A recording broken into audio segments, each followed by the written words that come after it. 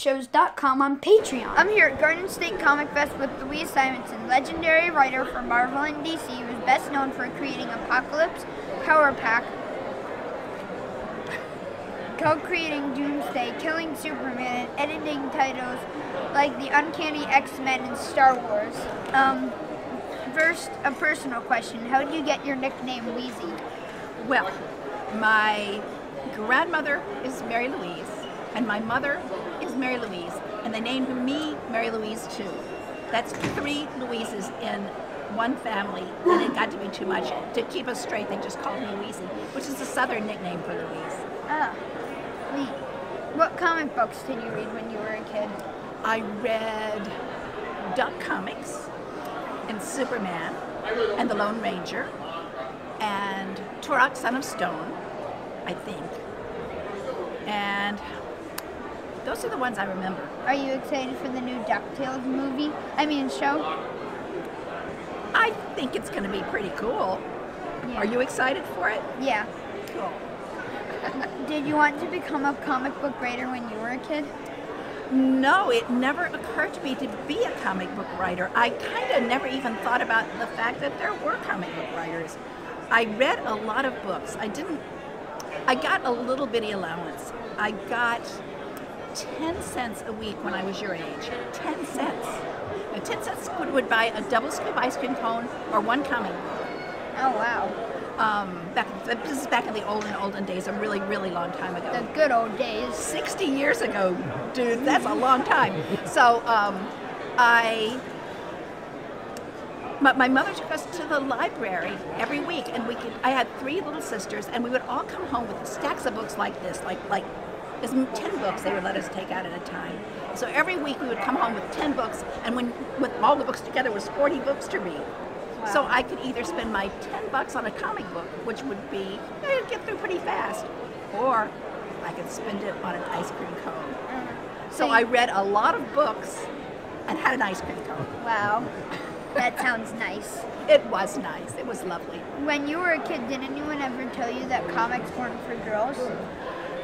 No, nobody ever told me that. Did anybody ever tell you comics weren't for girls? No. No. Yeah, I don't know what kind of crazy person would say something like that. Chris? I'm going to do a rare dad follow-up and say, okay. He has a lot of friends that are girls who say comic books aren't for girls. Well, then they just aren't reading the right comic books. Some of the comic books actually, I think, are boring for girls. I mean, girls are certainly allowed to read them. But I personally find comic books that, they don't even make them so much anymore. But back in the olden days, they would do comics where just these big, a couple of big guys would just fight over nothing, and then one of them would win, and that would be the end of it. And I didn't ever think that part was interesting. The part that I thought was interesting was when characters had emotions and felt things and worried about things, and they worried about if they were going to win or lose, and there was something at stake when they won, that they were actually fighting about something real. And that's what made it more interesting to me. And I'm just more interested in characters. So I think that probably, maybe that girls haven't found the right comic books yet. Chris Claremont told me there's no difference between writing good girl characters and good boy characters. Do you agree? Yes, I do. Chris is one of my really good friends, and I worked with him for a long time, and I do agree. I think that people are people, and what you need to do about a character is what they want and what they need. And sometimes what they want is different from what they need. Like, what they want is to, I don't know, defeat this giant villain who's threatening the earth. But what they need in their heart might be something different. Everybody has insecurities or things that they are worried about. And I think that sometimes people really need things that are different from the large scope of, some big battle that they're in. And sometimes the most interesting stories are when they need one thing, but they want something else. Like they need to defeat the villain, but the villain is actually their best friend from childhood. And then you've got a conflict, and you've got the characters really, really worrying about, how they're going to react and what they'll do, and You know, what happens if they hurt their friend, but they know their friend has turned into a bad guy. And then you've got a story that's interesting. But that can happen with boy characters or girl characters. It doesn't really matter. I mean, it's what people want and need is more important than whether they're men or women in the stories, I think. You wrote a book called DC Comics Cover Girls about the history of girl characters and how they've changed. What do you think of the new Wonder Woman movie? I haven't seen it yet. Oh, you really need to see it. I know it's going to be wonderful. I have heard such great things about it. I've heard that Gal Gadot it's like she really is Wonder Woman in the movie. Yeah. She's really great, right? Yeah. You know, we've just been so busy. We're going to San Diego Comic Convention, and we have all of these deadlines because we're goofing off a little bit, so we didn't get things done in a timely fashion. So now because ever since the Wonder Woman movie came out, we have been working. I haven't even gotten on Facebook hardly. Ah, how terrible is that? So yeah, we haven't even, we keep planning to go see it, and then some other deadline comes up, so we'll see it. If we don't see it here, we'll see it in California when we go to San Diego. You were Bernie Wrightson's model for the cover of House of Secrets number 92. How did that happen? Did you do that kind of work again? Well, it wasn't work exactly. Bernie lived in the same apartment building I did. And for some reason, he and Mike Kaluta and Jeff Jones and I don't remember several of the artists, the young artists at that point, and then we were all very young then, we were probably in our early 20s, they were wanting to work from photographs instead of just make stuff out of their heads, which is actually a good idea. It's a good way to learn to draw things the right way. And Bernie asked me to pose for this comic book that he was doing, which was called Swamp Thing. And I said, okay.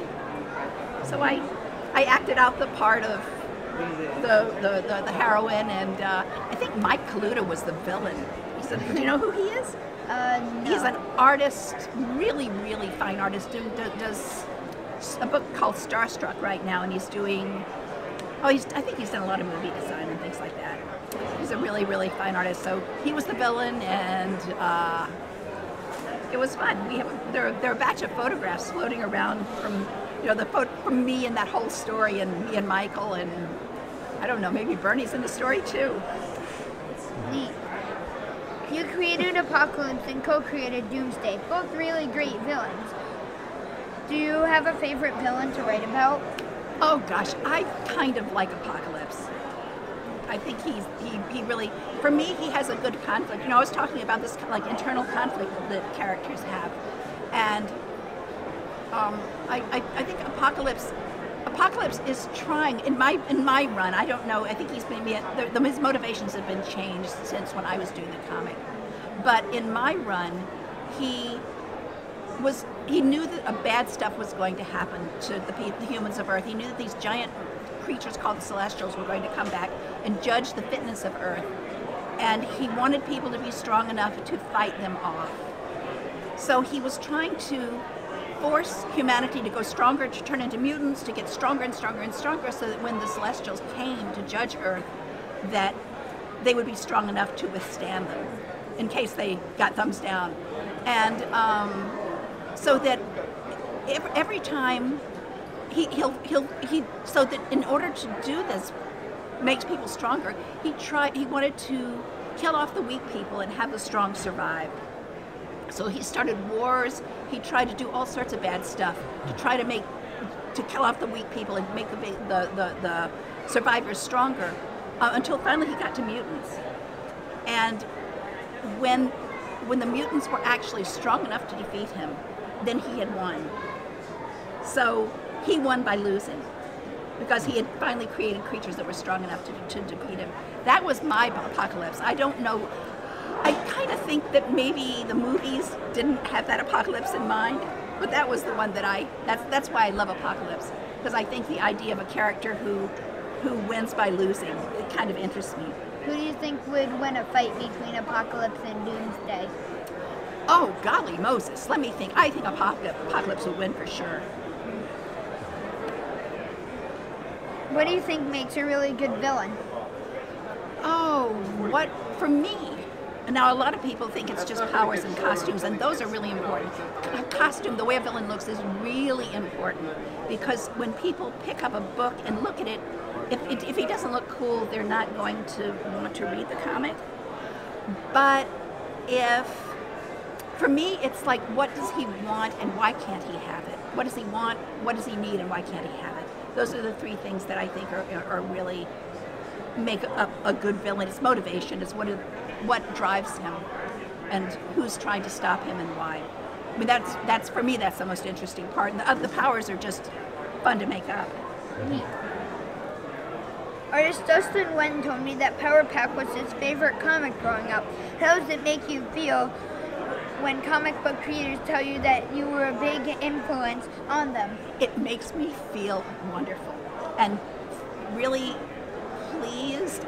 And you know, when I did a comic, particularly when I did Power Pack, which was the first comic I did, I worked really hard to make it good, and it makes me really happy to think that I made it good enough that people really liked it.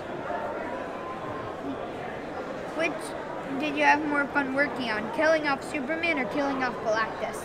Oh golly, I had different kinds of fun, because when I killed off Superman, I was killing him off in this big Superman team, and we all killed him off, one at a time. We each got to strike a blow. But when I killed Galactus, I got to kill him all myself. So I guess maybe I had more fun killing Galactus. But I got more money from killing Superman because we got royalties on that one that were really good. Thank you for answering my questions. It was fun talking with you. It was my pleasure. Thank you for asking good questions. Thanks.